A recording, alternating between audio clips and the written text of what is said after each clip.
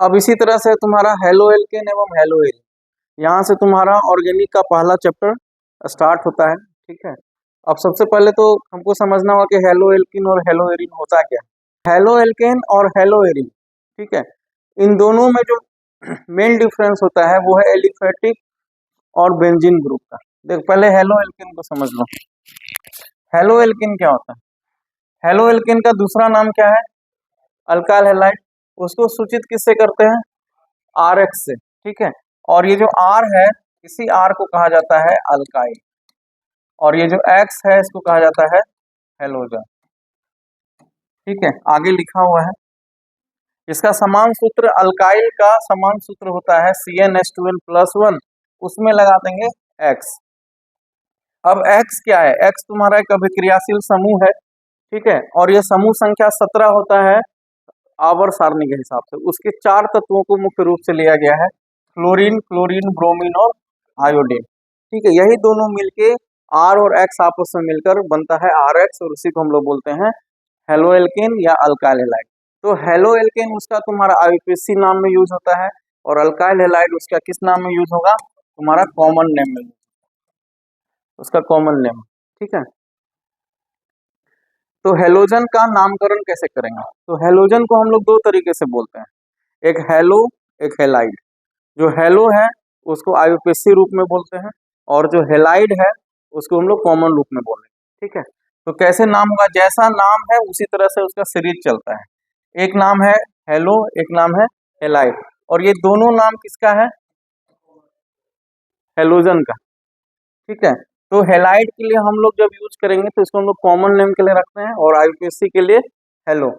तो F का hello क्या हो जाएगा? क्लोरो, क्लोरीन का क्लोरो, Br का ब्रोमो, आयोडीन का आयोडो, उसी तरह से इसका फ्लोराइड, फ्लोराइड, ब्रोमाइड और आयोडाइड।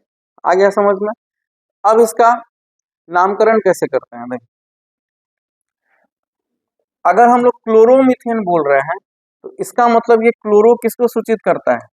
हेलो को, जनरल फॉर्म में, और ये मीथेन किसको सूचित करता है? एल्केन को, जनरल फॉर्म में। ठीक है, अब उसमें से तुमको कुछ नामकरण करने के लिए बेसिक पॉइंट हम बताए थे, तुमको इसको याद करना पड़ेगा। जैसे सबसे पहले वर्ड रूट है, तो कुछ का वर्ड रूट याद करें। जैसे एक कार्बन का संख्या होगा तो उसको मिथ बोलेंगे, 2 होगा तो इथ बोलेंगे, 3 होगा प्रोप, 4 होगा तो ब्यूट, 5 होगा तो पेंट, 6 है तो हेक्स, 7 तो हेप्स, 8 तो ऑक्ट।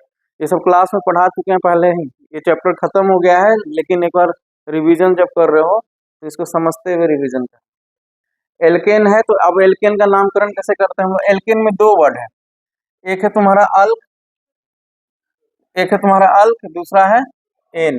तो अल्क का हम लोग एक नाम रखते हैं वर्ड रूट। क्या बोलते हैं? Word root. और वर्ड रूट हमको बताता है कार्बन का संख्या। ठीक है, उसी तरह से, और उसके लास्ट में क्या जोड़ देंगे हम लोग? एन।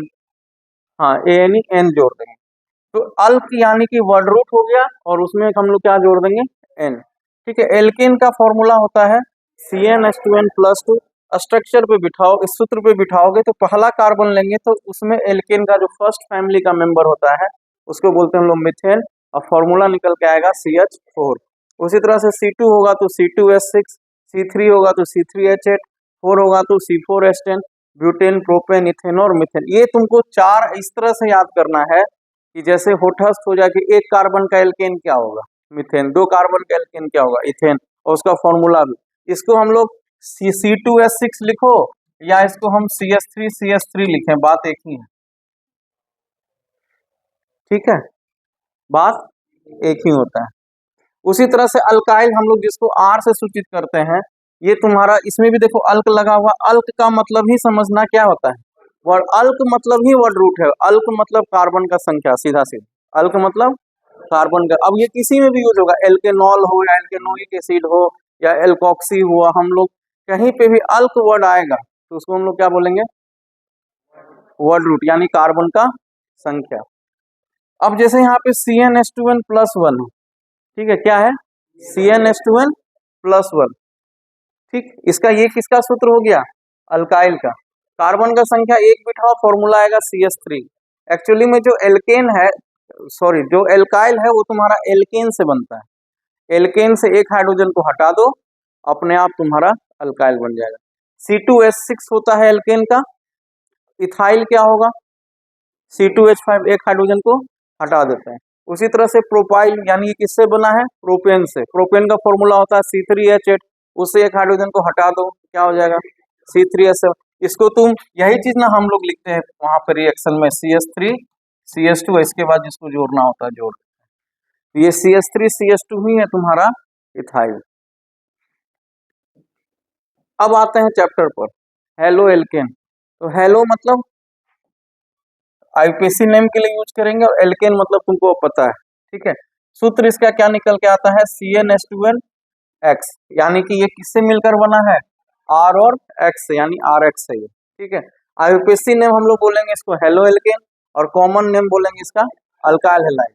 जैसा नाम है वैसा इसका काम है, वैसा ही मतलब श्रृंखला भी चलेगा। जैसे होता ना चैन, मैन, फैन, लेन, सब एक जैसा लगता है सुनने में, ठीक है। हाँ, उसी तरह से इसका भी चलेगा। हेलो मतलब हेलो एक जैसा लगेगा, क्लोरो, फ्लोरो, ब्रोमो, आइडो।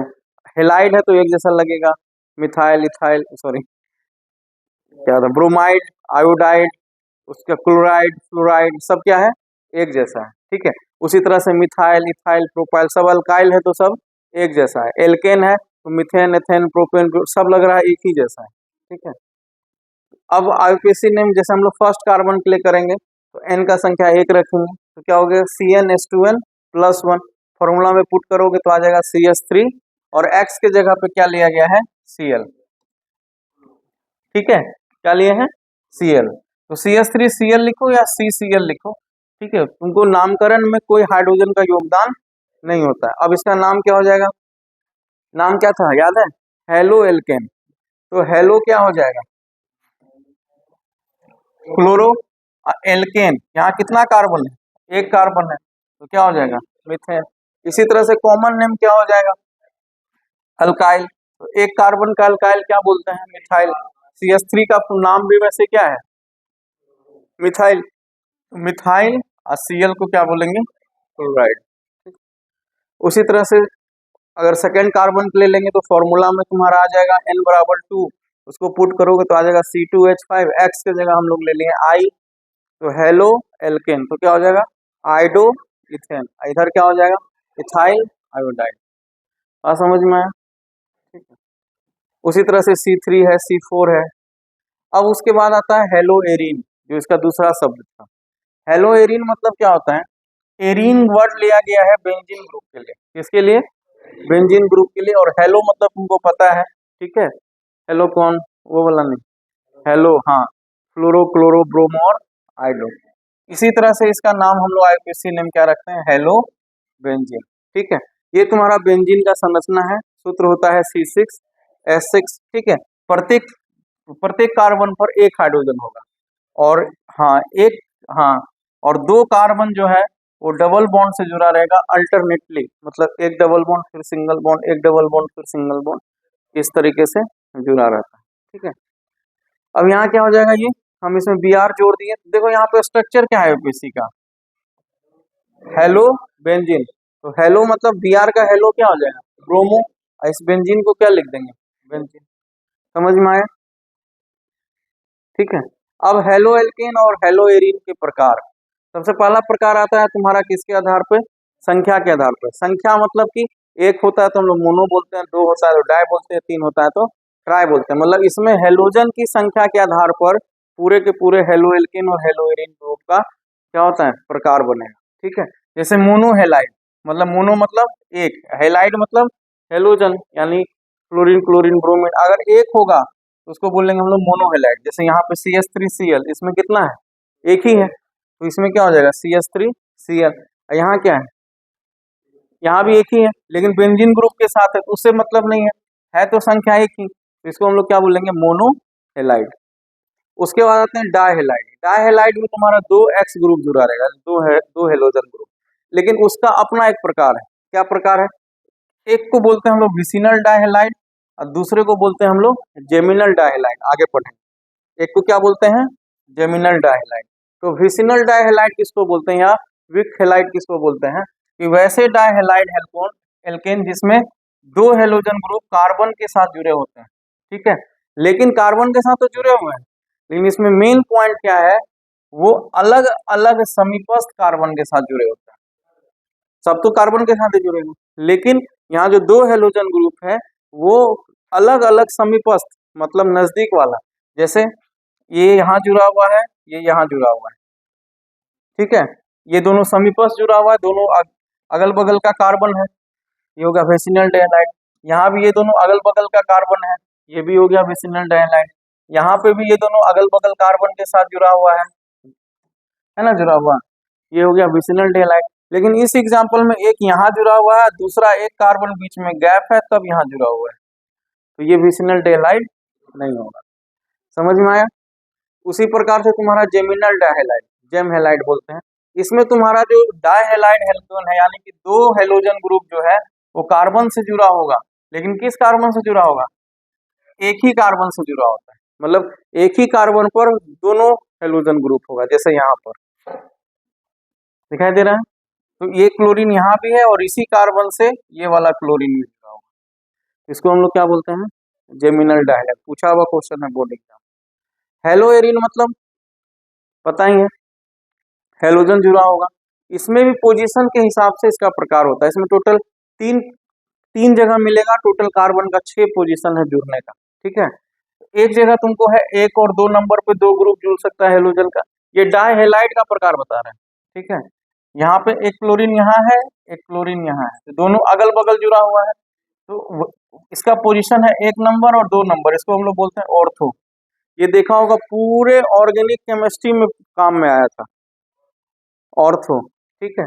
उसका 1 नंबर और 3 नंबर में अगर जोड़ेंगे तो इसको बोलेंगे हम लोग मेटा, सूचित करेंगे स्मॉल एम से, और 1 और 4 नंबर से जोड़ते हैं तो बोलते हैं पारा, जिसको हम लोग पी से सूचित करते हैं। और ये चीज पता था कि सारा लगभग जितना है सब यौगिक इसी पे स्टेबल होता है, सिर्फ बेंजोन कार्बोक्सिलिक एसिड और एल्डिहाइड को छोड़कर, वो दोनों किस पे होता था? मेटा पोजीशन पे स्टेबल, बाकी तुम्हारा पारा पर ही स्टेबल होता है, ठीक है। उसका बाद पॉलीहेलाइड मतलब जिसमें 2 से अधिक तुम्हारा हाँ विक्रियाशील जुड़ा हुआ, ठीक है। अब आते हैं तुम्हारे टॉपिक पे, पहला है प्रकाशीय समाव्यपता, ठीक है, जिसको हम लोग बोलते हैं ऑप्टिकल आइसोमेरिज्म। ये त्रिविमीय समाव्यपता का एक प्रकार होता है, ठीक है। अब ये होता क्या है, थ्योरी तुम्हारे सामने है, उसको हम एक्सप्लेन समझा देते हैं, ठीक है। देख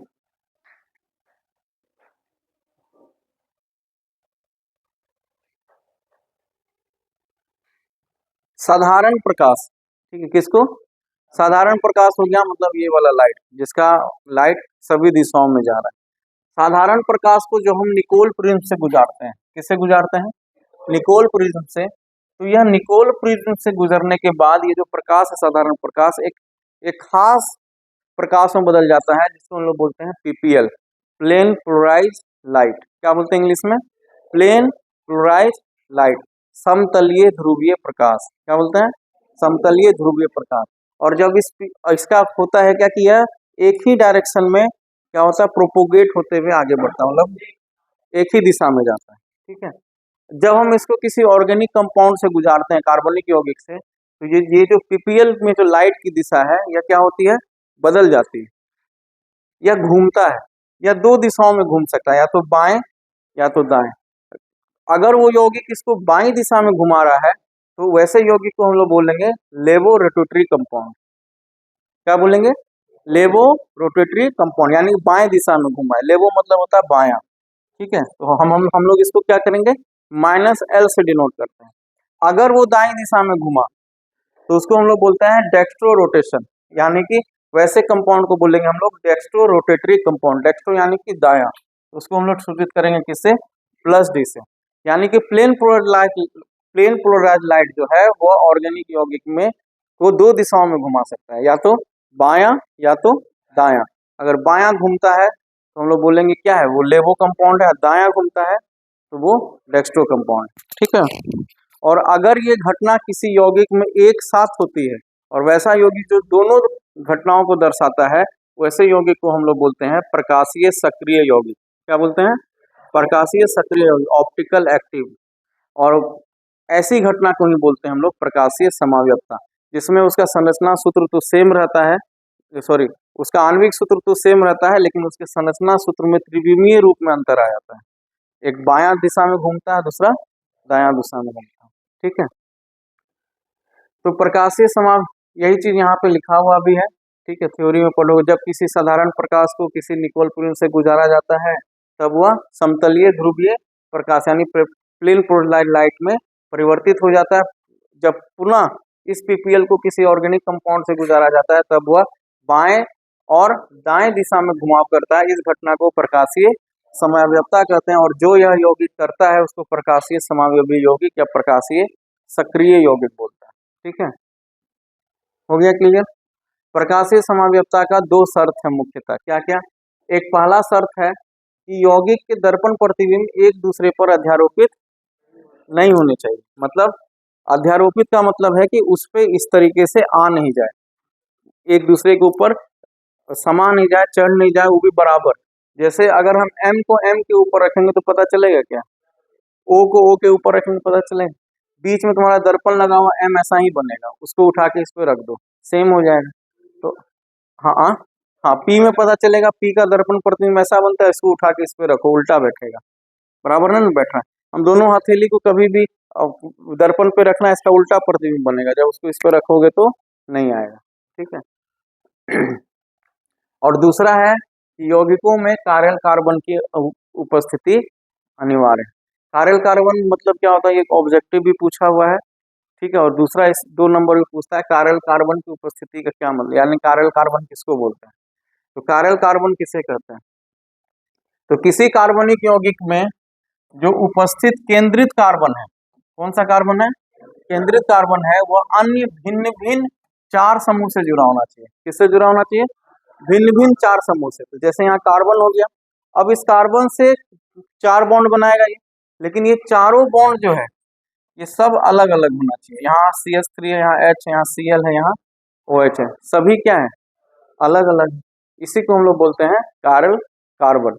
अगर कोई भी यौगिक में अगर ऐसा मिल गया, जैसे यहाँ OH है, यहाँ भी OH है, यहाँ H है, यहाँ Cl है, तो क्या ये कारेल कार्बन होगा, नहीं होगा, क्योंकि इसमें यहाँ पे ये दोनों क्या हो गया, बराबर हो जाता। इसको हम लोग डिनोट करते हैं कारेल कार्बन को स्टार से। किससे डिनोट करेंगे, स्टार से। ठीक है, एक ऑब्जेक्टिव पूछता है, बहुत फेमस है, ग्लूकोज में कितने कारेल कार्बन होते हैं, तो ग्लूकोज में 4 कारेल कार्बन।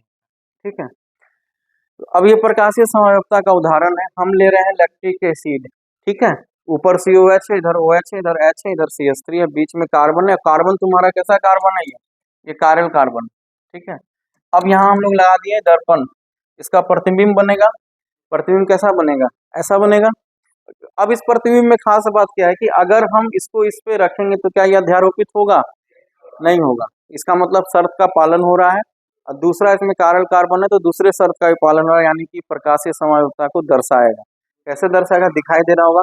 इस OH को अगर हम यहाँ घुमा के रख देते हैं तो ये कुछ ऐसा स्ट्रक्चर बन जाएगा। तो अगर हम OH को इधर घुमाएंगे तो क्या कहलाएगा, लेबो, यानी माइनस साइन वाला। और हम इसी OH को जो हम इधर घुमा देंगे तो ये क्या कहलाएगा, डेक्स्ट्रो। इसको हम लोग बोलेंगे डेक्स्ट्रो कंपाउंड, यानी +D डेक्स्ट्रो कंपाउंड। ठीक है, एक क्वेश्चन और आता है 2 नंबर में, रेशमिक मिश्रण किसको बोलते हैं। रेशमिक मिश्रण बोलते हैं हम जब 50% लेबो कंपाउंड और 50% डेक्स्ट्रो कंपाउंड को जब हम आपस में मिश्रित कर देते हैं तो उस समय जो उसका टोटल घुमाव है, नेट रोटेशन कितना हो जाएगा, 0 हो जाएगा। एक इधर भी 50% है, इधर भी 50%, इधर माइनस है, इधर प्लस है, दोनों का नेट रोटेशन कितना हो जाएगा। हम इधर से इधर घुमाएं और वापस इसको इधर से इधर घुमा दिए तो टोटल कितना घुमा, 0 रोटेशन हुआ। इसको हम लोग बोलते हैं रेशमिक मिश्रण। +D और 50% -L जैसे यौगिक को जब मिश्रण कर देंगे तो हमको क्या मिल जाएगा, रेशमिक मिश्रण। एक और पॉइंट इसमें एनेंशियोमर। एनेंशियोमर किसको बोलते हैं, एनेंशियोमर एक्चुअली जो ऑप्टिकल एक्टिव है, यानी कि जो प्रकाशीय समावयवता को दर्शाता है, वैसे यौगिकों को हम लोग बोलते हैं एनेंशियोमर। उसके लिए एक स्पेशल नाम दिया गया है, क्या नाम है उसका, एनेंशियोमर। ठीक है, अब जैसे एक हम एग्जांपल ले रहे हैं, यहाँ पे यहाँ COH है, नीचे भी COH है, इधर OH है, इधर H है, यहाँ पे OH है, इधर H है। इसका दर्पण प्रतिबिंब ऐसा बनेगा, इसको उठा के इस पर रखोगे अध्यारोपित होगा। लेना होगा, पहला शर्त का पालन होगा, और जितना यहाँ कार्बन है सबका सब कायरल कार्बन। ठीक है, अब अगर हम इसको रोटेशन देते हैं कि H को हम इधर घुमा के ले आए तो ऐसा स्ट्रक्चर बन जाएगा, यानी कि ये क्या हो गया, लेबो स्ट्रक्चर, मतलब इसका ये क्या हो गया, दर्पण प्रतिबिंब है, या ये इसका क्या है, दर्पण प्रतिबिंब है। और दोनों का रोटेशन देखो, इधर हम H ला रहे हैं तो लेबो हो गया, यानी कि ये स्ट्रक्चर बन जाएगा। और जब हम इधर से इधर लेकर के जाएंगे, सॉरी ये डेस्ट्रो हो जाएगा, और इधर से इधर जब लेके जाएंगे तो क्या हो जाएगा, लेबो हो जाएगा। और सेम चीज इसका इसमें भी होगा, जब हम इधर से इधर लेके जाएंगे तो डेक्स्ट्रो हो जाएगा, जब इसको इधर से इधर लेके आएंगे तो लेबो हो जाएगा। मतलब हमको एक दूसरे का दर्पण प्रतिबिंब के साथ उसका हमको रोटेशन पर लेबो और डेक्स्ट्रो कंपाउंड मिल रहा है, इसलिए इसको हम लोग क्या बोलते हैं, प्रकाशीय सक्रिय यौगिक, इसी को बोलते हैं एनेंशियोमर, यानी कि प्रकाशीय समावयवता को दर्शाता है। ठीक है, अगला है तुम्हारा हेलो एल्केन एवं हेलो एरिन के गुण। इससे तुम्हारा 2 नंबर का क्वेश्चन पूछ सकता है कि हेलो एल्केन या अल्काइल हैलाइड दोनों एक ही चीज है। ठीक है, वो ध्रुवीय होने के बावजूद भी जल में घुलनशील क्यों नहीं होता है। ध्रुवीय का मतलब होता है इसका स्ट्रक्चर क्या होता है, आर एक्स, एक्स पे कौन सा चार्ज, इस पे कौन सा है, प्लस माइनस आया, इसका मतलब ये क्या हो गया, ध्रुवीय यौगिक हो गया। अब जो जब ये ध्रुवीय यौगिक है और जल भी ध्रुवीय है तो ध्रुवीय ध्रुवीय आपस में घुलना चाहिए विलेयता के सिद्धांत के अनुसार, लेकिन ये दोनों आपस में नहीं घुलता, इसलिए नहीं घुलता क्योंकि हाँ, जल में विलय होने का एक खास नियम होता है कि उस यौगिक को हाइड्रोजन बॉन्ड बनाने का क्षमता होना चाहिए। अगर हाइड्रोजन बॉन्ड बनाने का क्षमता नहीं है तो यौगिक उसमें नहीं घुलेगा। अब हाइड्रोजन बॉन्ड बनाता कौन है, तो हाइड्रोजन बॉन्ड मुख्यतः वैसे यौगिक बनाते हैं जिसमें 3 तत्व मुख्य रूप से पाए जाएं। ठीक है, कौन कौन, फ्लोरीन, ऑक्सीजन और नाइट्रोजन, फोन, यानी फोन यौगिक जो है, अगर किसी यौगिक, फोन तत्व जो है अगर किसी यौगिक में है तो वो जल के साथ बनाएगा, नहीं तो नहीं बनाएगा, यानी जल के साथ हाइड्रोजन बॉन्ड बनेगा तभी वो जल में घुलेगा। ठीक है, तो हेलो एल्केन ध्रुवीय होते हैं परंतु उनमें जल के अणु के साथ हाइड्रोजन बॉन्ड बनाने की क्षमता नहीं होती। तो अगर जल के साथ हाइड्रोजन बॉन्ड बनाने की क्षमता नहीं है तो वो जल में विलय नहीं होगा। ठीक है, स्ट्रक्चर्स यहाँ यहाँ दिखा, ये सब क्लास में अच्छे से बताए हैं। ठीक है, यहाँ आर एक्स है, तुम यहाँ पे अगर हम इसको ध्रुव में तोड़ेंगे तो ध्रुव मतलब आवेश, आवेश में तोड़ेंगे तो प्लस आर और माइनस एक्स, ध्रुवीय है फिर भी जल में अघुलनशील है, क्यों, क्योंकि ये हाइड्रोजन बॉन्ड नहीं बनाता। एकदम इसी डायग्राम से ही क्लियर हो जा रहा है पूरा। और ये जो क्वेश्चन है, ये क्वेश्चन तुम्हारा एक तरह से थ्योरम है जो कि पूरे तुम्हारे थ्रू आउट ऑर्गेनिक केमिस्ट्री में काम करता है।